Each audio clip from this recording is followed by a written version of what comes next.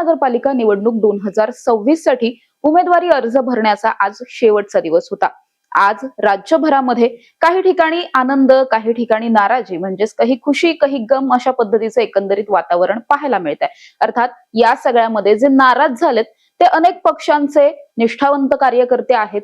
काही उमेदवारी मिळेल म्हणून ऐन टायमिंगला दुसऱ्या पक्षात प्रवेश केलेले आयाराम आहेत। काही असे देखील आहेत जे अनेक नेत्यांच्या अगदी जवळचे कार्यकर्ते आहेत, तर काही असे सुद्धा आहेत ज्यांच्या घरातच मोठमोठे नेते आहेत, म्हणजे अगदी मंत्र्यांच्या घरातल्या व्यक्तीचं सुद्धा तिकीट कापण्यात आलंय। अर्थात ही सगळी परिस्थिती पुणे शहरामध्ये सुद्धा पाहायला मिळते। मात्र पुण्यामध्ये 3 अशी कुटुंब आहेत ज्यांची उमेदवारी त्यांना नाकारणं किंवा त्यांचं तिकीट कापणं हे पक्षांना परवडणारं नव्हतं आणि त्यांनी ते तसं केलंही नाही। अर्थात या 3ही कुटुंबांमधील सदस्यांना उमेदवारी मिळालेली आहे। अनेक चर्चा झाल्या, उमेदवारी द्यायची की नाही द्यायची असं बरंच काही बोललं गेलं। मात्र अर्थात त्या सगळ्यानंतरही या 3ही कुटुंबातील सदस्यांना उमेदवारी देण्यात आली आणि तीही मोठ्या पक्षांकडून देण्यात आली।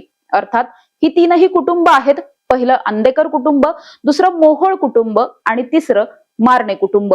म्हणजेच गेल्या अनेक वर्षांपासून पुण्यातल्या गुन्हेगारीमध्ये सक्रिय असलेल्या टोळ्यांचे जे प्रमुख आहेत त्यांच्या कुटुंबातील सदस्यांना यंदाच्या वर्षी सुद्धा निवडणुकीसाठी तिकीट देण्यात आली आहेत। नेमकं कारण काय आहे? राजकीय पक्षांना अशा पद्धतीने गुन्हेगारी टोळ्यांमध्ये सक्रिय असलेल्यांच्या कुटुंबियांना तिकीट देणं का गरजेचं वाटतं? त्याचबरोबर यांची तिकीट कितीही विरोध झाला तरी कापली का जात नाहीत? अशा अनेक प्रश्नांवरती खरं तर आज आपण बोलणार आहोत। नमस्कार, मी समृद्धी आणि तुम्ही पाहताय टॉप न्यूज मराठी। सगळ्यात पहिल्यांदा आपण बोलूयात जयश्री गजानन मारणे यांच्याबद्दल। अर्थात पुण्यातील कुख्यात गुंड गजा मारणे यांच्या त्या पत्नी आहेत आणि गेल्या अनेक वर्षांपासून राजकारणामध्ये सक्रिय असलेल्या पाहायला मिळतात। मुळात गजा मारणे हा जो आहे तो कोथरूड परिसरामध्ये वास्तव्याला आहे। गेल्या 25-30 वर्षांपासून कोथरूडमध्ये, मुळशीच्या काही भागामध्ये आणि पुणे शहरामध्ये प्रचंड दहशत निर्माण केलेली आहे। अनेक गुन्हे आहेत, अनेकदा मकोका अंतर्गत कारवाई झाली आहे। स्वतः गजा मारणे असेल किंवा त्याच्या टोळीतील इतर सदस्य असतील, त्याचे इतर नंबरकारी असतील, या सगळ्यांवर अनेकदा गंभीर स्वरूपाचे गुन्हे दाखल होऊन तशा पद्धतीची कारवाई झालेली आहे, तुरुंगवारी झालेली आहे। हे सगळं असतानाही आपण जर बघितलं तर सगळ्यात पहिल्यांदा गजा मारणे यांच्या ज्या पत्नी आहेत त्या म्हणजे जयश्री मारणे यांनी 2012 मध्ये सगळ्यात पहिल्यांदा महानगरपालिकेची निवडणूक लढवली होती, जी महाराष्ट्र नवनिर्माण सेनेकडून लढवली होती। अर्थात मनसेमध्ये त्यांनी प्रवेश केला होता, त्यानंतर मनसेनं त्यांना तिकीटही दिलं आणि या सगळ्याच्या नंतर त्यांनी त्यावेळेस निवडणूक लढवली आणि त्या निवडून सुद्धा झाला। त्यामुळे 2012ला जरी त्या निवडून आल्या तरी 2017ला पुन्हा एकदा सभागृहामध्ये जायची संधी जी आहे ती त्यांना मिळाली नव्हती। अर्थात या सगळ्याच्या नंतर यंदाच्या वर्षी सुद्धा त्या पुन्हा एकदा निवडणूक लढवण्यासाठी इच्छुक होत्या। आपण जर आता बघितलं तर गजा मारणे याच्या विरोधात गंभीर स्वरूपाचे गुन्हे या वर्षामध्ये पुन्हा एकदा दाखल झालेले पाहायला मिळाले। नुकतंच काही दिवसांपूर्वी, म्हणजे अगदी 20-25 दिवसांपूर्वीच गजा मारणे याला मकोक्यातून जामीन मिळालेला आहे आणि पुन्हा एकदा या सगळ्या जामिनावरती तो बाहेर आलेला पाहायला मिळतोय। मुळात गजा मारणे याच्या टोळीनं काही दिवसांपूर्वी एक गुन्हा केला होता कोथरूडच्याच भागामध्ये। कोथरूडमध्ये शिवजयंती साजरी होत होती, मिरवणुका जात होत्या आणि या सगळ्यामध्ये गजा मारणे टोळीनं गाडीला कट लागल्याच्या अगदी किरकोळ कारणावरून देवेंद्र जोग नावाच्या भाजपच्याच एका कार्यकर्त्याला मारहाण केली होती।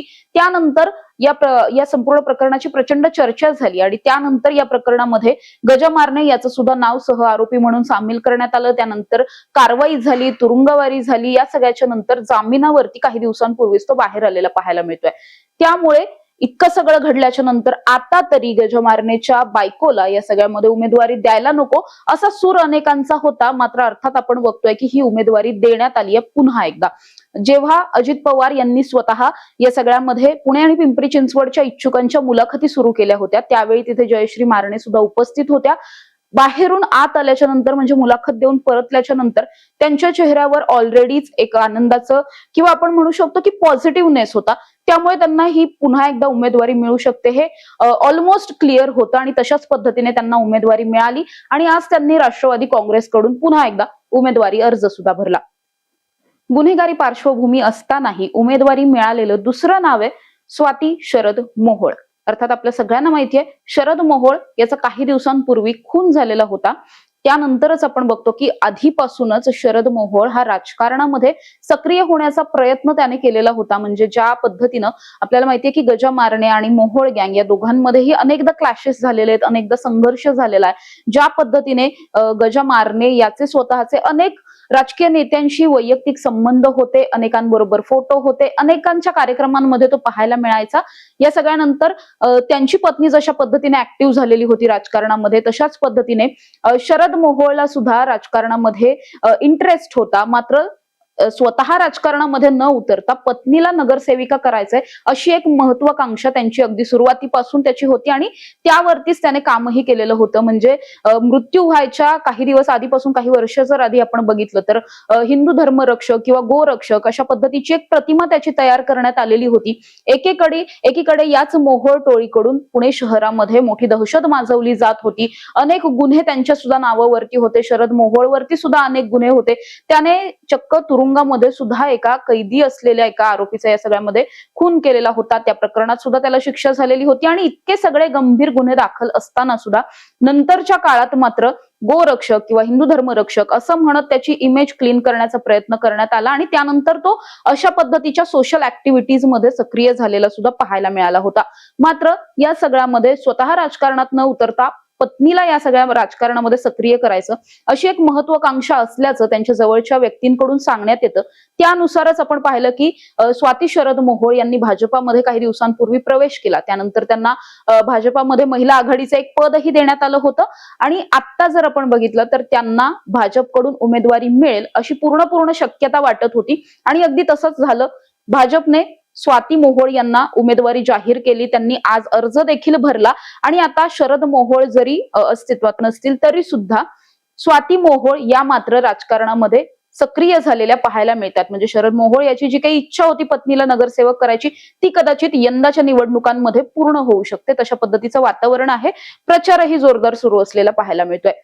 या यादीमधलं तिसरं आणि सगळ्यात महत्वाचं, सध्या सगळ्यात जास्त चर्चेत असलेलं नाव आहे आंदेकर कुटुंबाचं, अर्थात कुख्यात गुंड बंडू आंदेकर.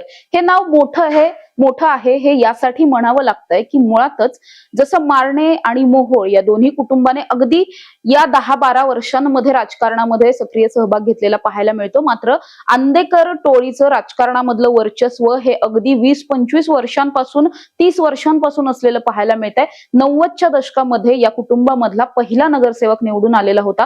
ते म्हणजे कुख्यात गुंड बंडू आंदेकर यांचे सख्खे भाऊ असलेले उदयकांत आंदेकर हे या कुटुंबामधले पहिले नगरसेवक होते. त्याच्यानंतर बंडू आंदेकर यांच्या बहीण असलेल्या वत्सला आंदेकर सुद्धा नगरसेविका झाल्या. त्यांनी महापौर पद सुद्धा भूषवलं. त्यानंतर पुन्हा एकदा राजश्री आंदेकर म्हणजे बंडू आंदेकर यांच्या पत्नी आणि वनराज आंदेकर यांच्या आई या सुद्धा नगरसेविका झाल्या. त्यांच्यानंतर म्हणजे ज्यावेळी त्यांचा मृत्यू झाला, त्यांच्या निधनाच्या नंतर वनराज आंदेकर यांनी हे सगळी राजकीय कारकीर्द पुढे न्यायचं ठरवलं आणि वनराज आंदेकर सुद्धा माजी नगरसेवक होते. मात्र या सगळ्याच्या नंतर आपल्याला माहितीये की काही दिवसांपूर्वी वनराज आंदेकर यांचा निर्घृणपणे खून करण्यात आला आणि त्यानंतर त्यांच्या कुटुंबामध्ये आता पुन्हा एकदा राजकीय वारी जी होती ती व्हायला सुरू झालेली होती. अनेक जण कुटुंबामधले इच्छुक होते. मात्र या सगळ्यामध्ये पुन्हा एकदा उमेदवारी देण्यात आली ती लक्ष्मी आंदेकर यांना. लक्ष्मी आंदेकर या उदयकांत आंदेकर यांच्या पत्नी आहेत आणि या आधी सुद्धा त्या नगरसेविका राहिलेल्या आहेत. म्हणजे लास्ट टाइम जर आपण बघितलं 2017ला वनराज आंदेकर आणि लक्ष्मी आंदेकर हे दोघे सुद्धा म्हणजे एका घरातली दोन व्यक्ती जे आहेत ते आंदेकर कुटुंबामधले नगरसेवक होते. आता पुन्हा एकदा लक्ष्मी आंदेकर इच्छुक होत्या. त्याचबरोबर वनराज आंदेकर यांची जी जागा आता रिक्त झालेली होती त्या जागेवर वनराज यांच्या पत्नी अर्थात सोनाली आंदेकर सुद्धा सुरुवातीपासून इच्छुक होत्या. तिकडे शिवम आंदेकर म्हणजेच लक्ष्मी आंदेकरांचा मुलगा तो सुद्धा इच्छुक होता. बंडू आंदेकर स्वतः सुद्धा इच्छुक होता. त्यामुळे या सगळ्यामध्ये नेमकं कोण निवडणूक लढवणार याचा संभ्रम कायम होता.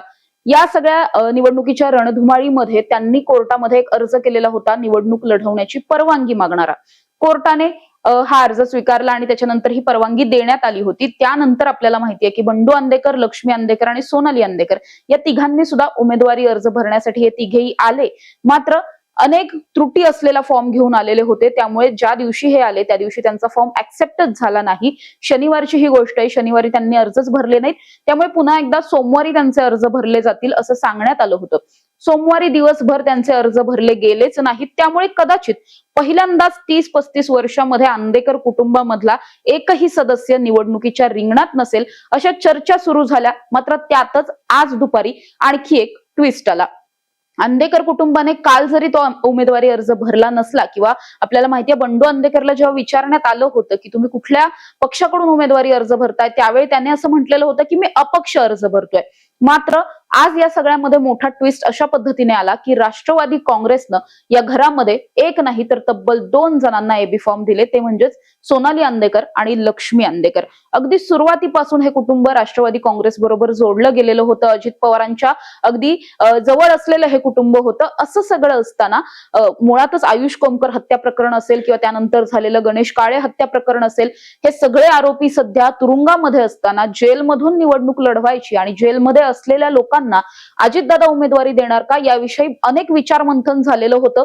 मात्र हाच प्रश्न जेव्हा त्यांच्या शहराध्यक्ष असलेल्या सुभाष जगतापांना विचारण्यात आला, त्यावेळी मात्र ते असं म्हटले की मुळात आता ही सगळी केस जी आहे ती ट्रायल वरती सुरू आहे. यामध्ये कुठलेही आरोप निश्चिती झालेले नाहीये, आरोप सिद्ध झालेले नाहीयेत. या वक्तव्यावरून कदाचित राष्ट्रवादी काँग्रेस पुन्हा एकदा उमेदवारी देऊ शकतं असं म्हटलं जात होतं. अजित पवारांना जेव्हा जेव्हा हा प्रश्न विचारण्यात आला, त्यावेळी अजित पवारांनी या प्रश्नाचं उत्तर कुठेतरी न देता किंवा टाळण्याचा प्रयत्न केलेला होता किंवा बघूयात वगैरे अशा पद्धतीने उत्तरं दिलेली होती. मात्र राष्ट्रवादी काँग्रेस खरंच यांना एबी फॉर्म देईल असं कुठेही वाटत नव्हतं. या एबी फॉर्म बाबतची प्रचंड गुप्तता पक्षाकडून बाळगण्यात आलेली होती. मात्र तरी देखील आज दुपारी बंडू आंदेकर आणि कुटुंबियांनी वकिलांच्या मार्फत हे एबी फॉर्म मिळवले आणि त्याचबरोबर भवानीपेठ क्षेत्रीय कार्यालयामध्ये जाऊन हे एबी फॉर्म भरले सुद्धा, म्हणजे उमेदवारी अर्ज सुद्धा भरले. अर्थात राष्ट्रवादीकडून अधिकृत उमेदवार म्हणून लक्ष्मी आंदेकर आणि सोनाली आंदेकर या दोघींना सुद्धा उमेदवारी देण्यात आली. त्यामुळे मुळातच या कुटुंबामध्ये 4-5 नगरसेवक आधीचे होऊन गेलेले असताना आता पुन्हा एकदा तुरुंगात बसून आंदेकर कुटुंब निवडणुकीच्या रिंगणात उतरलेलं पाहायला मिळत आहे. म्हणजे अगदी मोहोळ मारणे या दोन्ही कुटुंबांमधील सदस्य उमेदवार हे तुरुंगाच्या बाहेर आहेत. त्यांचा थेटपणे संबंध या दोन्ही महिलांचा, दोन्ही गुंडांच्या पत्नी असल्यामुळे त्यांचा थेट संबंध या गुन्हेगारीशी आलेला नाहीये. त्यांच्या स्वतःवरती गुन्हे दाखल नाहीयेत. मात्र या प्रकरणामध्ये ज्यांच्या स्वतःवरती गुन्हे दाखल आहेत किंवा आत्ता तुरुंगात बसलेत, अशा पद्धतीने या दोन्ही महिलांना यामध्ये उमेदवारी देण्यात आली आहे आणि त्या सुद्धा आता तुरुंगात बसून ही निवडणूक लढवणार आहेत. प्रचार कसा केला जाणार आहे,